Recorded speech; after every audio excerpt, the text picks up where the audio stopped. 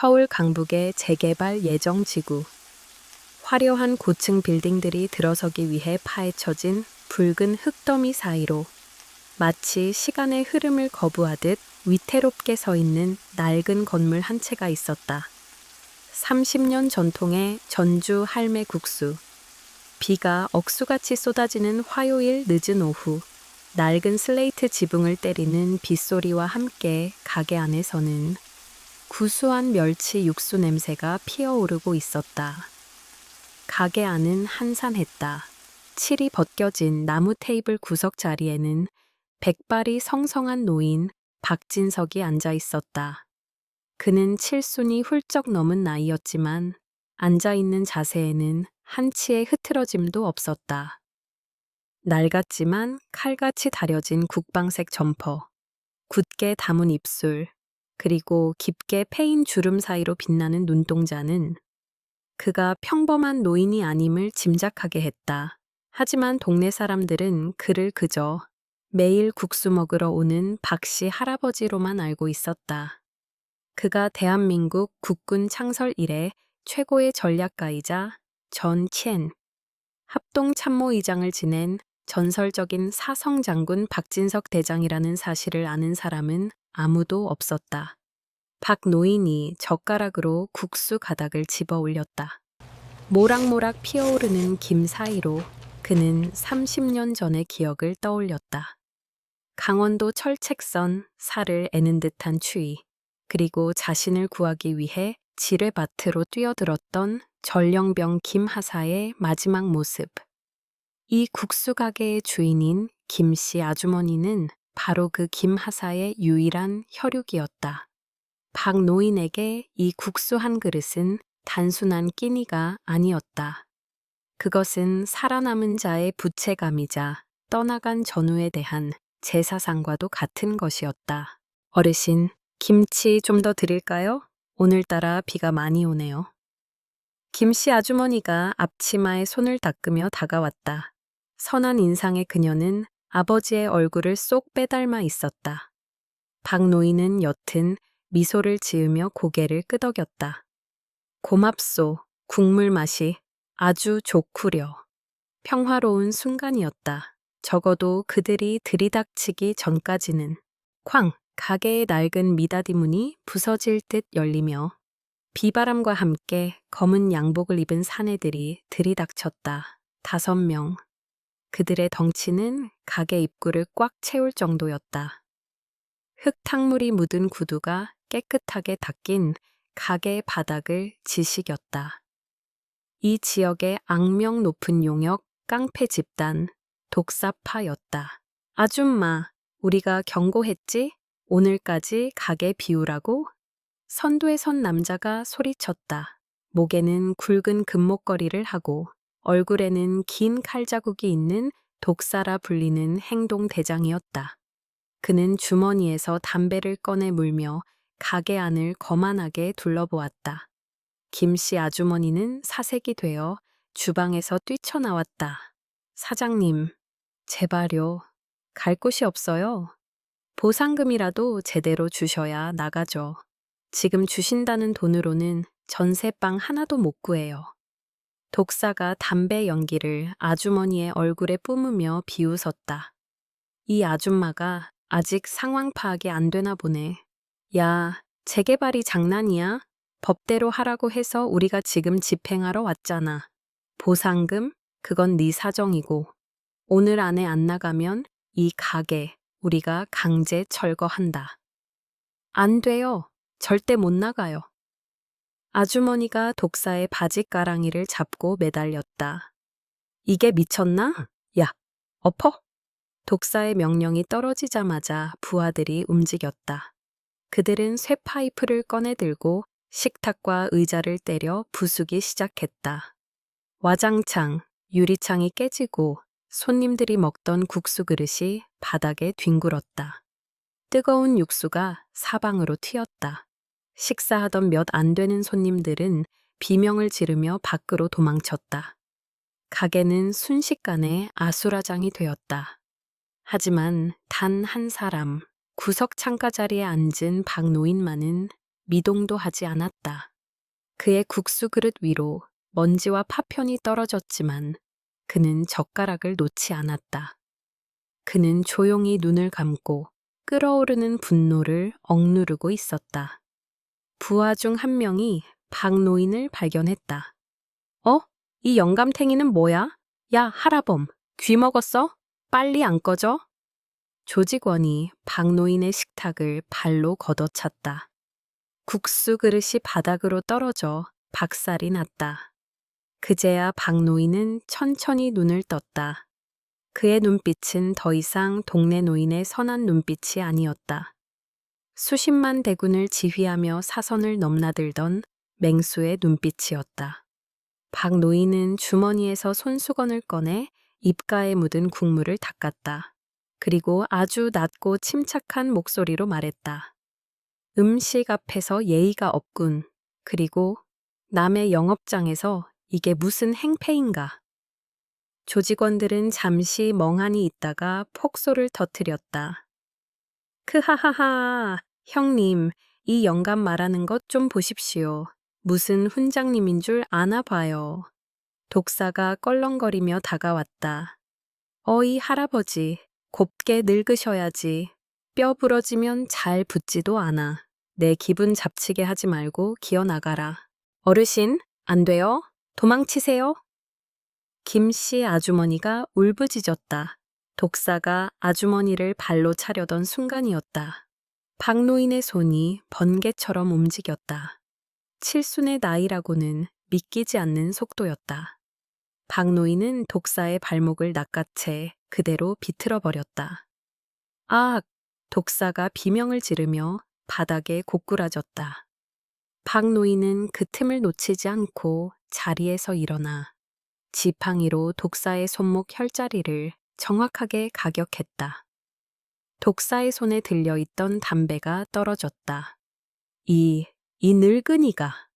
나머지 4명의 조직원이 쇠파이프를 들고 동시에 달려들었다. 일반적인 노인이라면 그 자리에서 즉사했을 상황. 하지만 박진석은 대한민국 최초의 특수전 사령관 출신이었다. 그의 몸은 생각보다 먼저 반응했다. 첫 번째 놈이 휘두른 쇠파이프를 고개를 숙여 피함과 동시에 박 노인은 그놈의 명치에 주먹을 꽂아 넣었다. 에억 소리와 함께 남자가 쓰러졌다. 두 번째 놈의 멱살을 잡고 업어치기로 테이블 위로 날려버렸다. 세 번째 놈이 주먹을 날리자 박 노인은 그의 팔을 꺾어 관절을 제압한 뒤 로우킥으로 무릎을 꿇렸다. 불과 1분. 가게 안에는 5명의 건장한 깡패들이 바닥에 뒹굴며 신음하고 있었다. 박 노인은 숨 하나 흐트러지지 않은 채 온매무새를 다듬었다. 그는 바닥에 쓰러진 독사를 내려다보며 말했다. 다시는 이 가게에 얼씬도 하지 마라. 이건 경고가 아니라 명령이다. 독사는 고통 속에서도 품 안으로 손을 넣었다. 그의 눈에는 살기가 등등했다. 이 빌어먹을 영감탱이가 죽여버려. 독사가 꺼낸 것은 단순한 잭나이프가 아니었다. 무광 코팅이 된 검은색 칼날, 톱니가 달린 등. 그것은 군용 대검, 그것도 특수부대 지급품인 KO 전술 단검이었다. 박 노인의 눈썹이 꿈틀했다. 저건 시중에서 구할 수 있는 물건이 아니었다. 독사가 칼을 휘두르며 덤벼들었다. 박 노인은 가볍게 몸을 틀어 칼날을 피하고 독사의 손목을 낚아채 비틀었다. 뚝 하는 소리와 함께 손목뼈가 부러졌다. 칼이 바닥에 떨어졌다. 박 노인은 바닥에 꽂힌 대검을 뽑아 들었다. 손잡이 밑부분에 선명하게 찍힌 일련 번호. 로크 M&DX 국방부 군수본부의 표식이었다. 박 노인은 독사의 멱살을 잡아 들어 올렸다. 이 칼, 어디서 났나? 민간인이 소지할 수 없는 물건이다. 독사는 식은땀을 흘리면서도 비릿하게 웃었다. 흐흐, 영감, 실수한 거야. 우리 뒤에 누가 있는지 알면 넌 오줌 지릴걸. 우린 단순한 용역이 아니야. 수도방위사령부 김 소장님이 우리 뒷배라고. 넌 이제 군대 맛 좀 보게 될 거다. 김 소장. 박노인의 머릿속에 한 인물이 스쳐 지나갔다. 김철민 소장. 자신의 부관이었던 자가 진급하여 사단장이 되었다는 소식을 들었었다. 그가 깡패들과 결탁하여 군용 물자를 빼돌리고 재개발 이권을 챙기고 있다는 것인가? 분노가 박노인의 전신을 휘감았다. 군인의 명예를 더럽힌 자들. 그들은 더 이상 군인이 아니었다. 깡패들이 도망친 후 가게 안은 정막에 휩싸였다. 김씨 아주머니는 주저앉아 울고 있었다. 어르신, 어떡해요? 저놈들 다시 올 거예요. 이번엔 진짜 죽이러 올지도 몰라요. 저 때문에 어르신까지. 박노인은 아주머니의 어깨를 다독였다. 걱정 마시오. 내가 해결하겠소. 자네 아버지가 지킨 이 나라에서 저런 쓰레기들이 판치게 둘 순 없지. 박노인은 집으로 돌아왔다. 그의 단칸방은 검소했다. 책상 위에는 빛바랜 전우들의 사진과 훈장들이 들어있는 낡은 상자만이 놓여 있었다. 그는 서랍 깊숙한 곳에서 먼지 쌓인 이지, 폴더폰을 꺼냈다. 전원을 켜자 10년 전의 날짜가 깜빡였다. 그는 단축번호 1번을 꾹 눌렀다. 그것은 국방부 장관 직통 한라인이었다. 신호음이 3번 울리기도 전에 상대방이 받았다. 보안 회선입니다. 누구십니까? 긴장된 목소리였다. 현 국방부 장관 이태진이었다. 박노인은 침착하게 그러나 서리빨 같은 목소리로 말했다. 나다. 박진석이다. 전화기 너머에서 털썩하고 무언가 떨어지는 소리가 들렸다. 의자가 넘어지는 소리였다. 총장님? 정말 박진석 총장님이십니까? 세상에, 돌아가신 줄 알았습니다. 어디 계십니까? 살아있다. 조용히 늙어가고 있었지. 그런데 이 장관, 자네 군대 꼴이 말이 아니더군. 박노인은 자신이 목격한 것들을 간략하게 보고했다. 민간 조폭의 손에 들린 군용 대검, 재개발 지역의 이권 개입, 그리고 김 소장이라는 이름. 김철민 소장, 안 그래도 군수물자 횡령 의혹으로 내사 중이었습니다. 하지만 물증이 없어서 물증은 내 눈이다. 그리고 내일 아침 놈들이 다시 국수 가게를 치러 올 거다. 그때 현장을 덮쳐라. 보안 등급은 진돗개 하나. 전 병력 무장 상태로 대기시켜. 알겠습니다. 제가 직접 지휘하겠습니다. 총장님, 의전 차량을 보내드리겠습니다. 필요 없다, 필요 없다. 나는 내 방식대로 가겠다. 내일 아침 10시, 늦지 마라. 박노인은 전화를 끊었다. 그리고 장롱 깊숙한 곳, 30년 동안 봉인되어 있던 옷 커버를 열었다. 조명 냄새와 함께 세월을 거스른 듯 각이. 살아있는 짙은 국방색 정복이 모습을 드러냈다. 양쪽 어깨에는 은실로 자수된 4개의 별, 대장 계급장이 어둠 속에서도 빛나고 있었다. 가슴에는 태극무공 훈장을 비롯한 수십 개의 훈장들이 묵직하게 달려 있었다. 그는 거울 앞에서 정복을 입었다. 백발의 늙은 노인은 사라지고 대한민국 60만 장병을 호령하던 전설의 지휘관이 거울 속에 서 있었다. 그는 서랍에서 지휘봉을 꺼내 들었다. 내 전우의 딸을 건드리고 군복의 명예를 더럽힌 놈들, 내 손으로 심판한다. 다음 날 아침 10시 할매 국수 가게 앞은 전쟁터를 방불케 했다. 김철민 소장이 직접 사복을 입은 부하 장교들과 100명이 넘는 독사파 조직원들을 대동하고 나타난 것이다.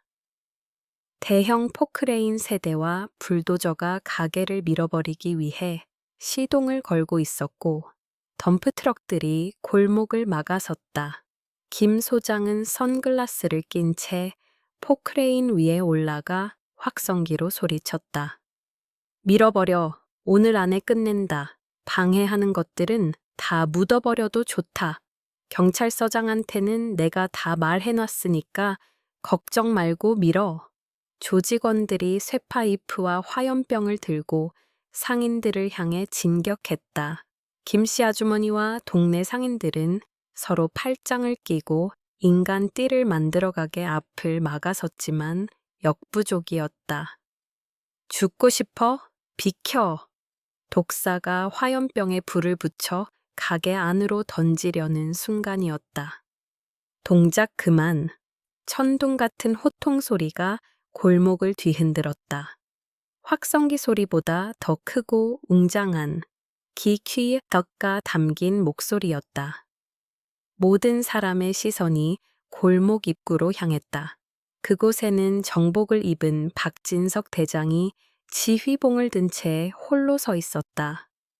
햇빛이 그의 어깨에 달린 4개의 별에 반사되어 눈부시게 빛났다.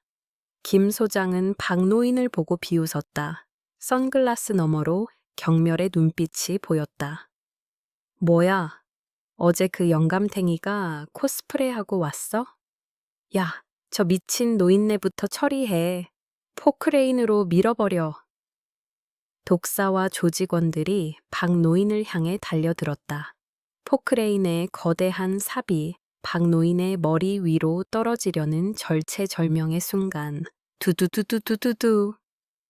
하늘이 찢어질 듯한 굉음과 함께 건물 옥상 위로 수리온, 기동헬기, 10대가 편대를 이루며 나타났다. 강풍이 불어 닥쳐 깡패들의 모자가 날아가고 눈을 뜰 수 없었다. 헬기에서는 레페를 타고 검은색 대테러 복장을 한 707 특수임무단 대원들이 비 오듯 쏟아져 내렸다. 그들의 손에는 실탄이 장전된 K1 소총이 들려 있었다. 동시에 골목 양쪽 끝에서 K200 소총차 4대와 헌병대 작전 차량 수십 대가 사이렌을 울리며 돌진해 들어왔다. 장갑차의 기관총이 조폭들을 겨누었다. 전원 무기 버리고 투항해. 움직이면 즉시 사살한다. 확성기 소리가 골목을 장악했다. 뭐야? 전쟁. 났어? 조폭들은 혼비백산하여 무기를 버리고 바닥에 납작 엎드렸다. 김 소장은 사색이 되어 포크레인에서 뛰어내려 도망치려 했지만 이미 특수부대원들이 그를 포위한 상태였다. 검은색 지휘관 차량이 박노인 앞에 멈춰섰다. 차에서 내린 것은 국방부 장관과 현직 합참의장, 육군 참모총장이었다. 대한민국의 군 수뇌부가 총출동한 것이다. 현직 별 4개짜리 합참의장이 박노인에게 달려와 허리가 부러질 듯 90도로 깎듯이 거수 경례를 했다. 필승, 박진석 선배님, 늦어서 죄송합니다. 현 시간부로 작전 지휘권을 인계받겠습니다. 그 장면을 목격한 김철민 소장의 눈이 튀어나올 듯 커졌다. 그는 박노인의 어깨에 달린 4개의 별을 보고 다리가 풀려버렸다. 전설 속의 인물, 사관학교 시절 우상이었던 전쟁 영웅이 바로 저 노인이었던 것이다. 자신이 쫓아내려 했던 늙은이가 자신의 목숨줄을 쥐고 있는 대선배였다니. 박노인은 국방장관과 총장의 경례를 받고 지휘봉으로 김 소장을 가리켰다. 저놈 앞으로 끌고 와. 헌병들이 김 소장의 양팔을 꺾어 박노인 앞에 무릎 꿇렸다. 김 소장은 벌벌 떨며 고개를 들지 못했다. 바지 가랑이가 축축하게 젖어 있었다. 총장님, 몰라 뵀습니다. 죽을 죄를 지었습니다. 한 번만 살려주십시오. 박 노인은 지휘봉으로 김 소장의 가슴에 달린 명찰을 툭툭 쳤다. 김철민, 자네가 군인이 맞나? 국민의 피땀 어린 세금으로 산 무기를 깡패들에게 팔아넘겨? 그리고 힘없는 백성을 지키기는커녕 협박을 해? 내 놈은 군인이 아니라 제복 입은 도둑놈이다. 너 같은 놈 때문에 최전방에서 고생하는 장병들이 욕을 먹는 거야. 잘못했습니다. 제가 잠시 미쳤었습니다. 제발 명예 전역만 하게 해주십시오. 김 소장이 울부짖으며 박 노인의 구두를 핥을 기세로 매달렸다. 박 노인은 차갑게 그를 내려다보며 말했다. 명예? 내 놈에게 명예 따위는 없다. 이 자리에서 김철민 소장의 계급장을 박탈한다. 즉시 체포하여 군 교도소로 이송해. 반역죄, 군수품 횡령, 민간인 특수 협박, 살인 미수 혐의다. 관련된 놈들, 뇌물 받은 구청 직원들까지 하나도 남김없이 싹 다 잡아넣어. 충성 체포하겠습니다. 헌병대장이 김 소장의 어깨에서 계급장을 뜯어냈다. 김 소장은 비명을 지르며 끌려갔다. 독사파 조직원들도 굴비 엮이듯 줄줄이 연행되었다. 동네 사람들은 이 통쾌한 광경에 환호성을 질렀다. 상황이 정리된 후 국방부 장관이 박 노인에게 다가와 물었다. 대장님, 복귀하시겠습니까? 군은 아직 대장님이 필요합니다. 하지만 박 노인은 고개를 저으며 옅은 미소를 지었다. 됐네. 나는 전역한 늙은이야. 내 할 일은 끝났네. 자네들이 나라를 잘 지켜주게. 나는 국수나 먹으러 가야겠어.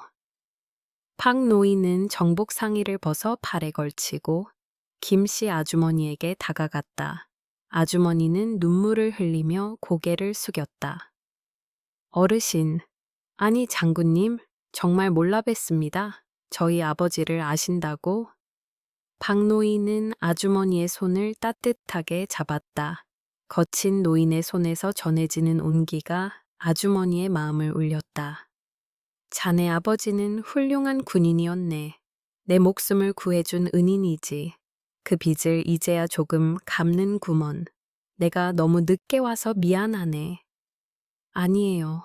정말 감사합니다. 국수 평생 대접해 드릴게요. 허허, 배가 고프구먼. 국수 한 그릇 말아줄 수 있겠나? 물론 돈은 내고 먹을 테니 걱정 말고. 잠시 후 헌병들이 경계 근무를 서고 있는 국수 가게 안에서 대한민국 최고의 장군들이 모여 앉아 멸치 국수를 먹는 진풍경이 벌어졌다. 박 노인은 후루룩 소리를 내며 국수를 비웠다. 그 어떤 산의 진미보다 맛있는 평화와 정의의 맛이었다. 다음 날 뉴스는 노병의 귀환, 부패한 군부를 심판하다라는 헤드라인으로 도배되었다. 김 소장은 파면되었고 독사파는 일망타진되었다. 국수 가게가 있던 골목은 재개발 대신 문화보존지구로 지정되어 지켜지게 되었다. 박진석 대장은 다시 조용한 일상으로 돌아갔다. 여전히 낡은 점퍼를 입고 동네를 산책하지만 이제 아무도 그를 힘없는 노인이라고 무시하지 않았다. 동네 아이들은 그를 보면 장군 할아버지라고 부르며 경례를 했고 상인들은 그에게 따뜻한 떡을 건넸다. 진정한 힘은 높은 계급장이 아니라 그 사람이 짊어진 책임과 신념, 그리고 약한 자를 보호하려는 마음에서 나온다는 것을 노장은 마지막까지 몸소 보여주었다. 비 갠 오후, 가게를 나서는 박 노인의 뒷모습 위로 따스한 햇살이 비추고 있었다. 그것은 마치 하늘에 있는 김 하사가 보내는 미소 같았다.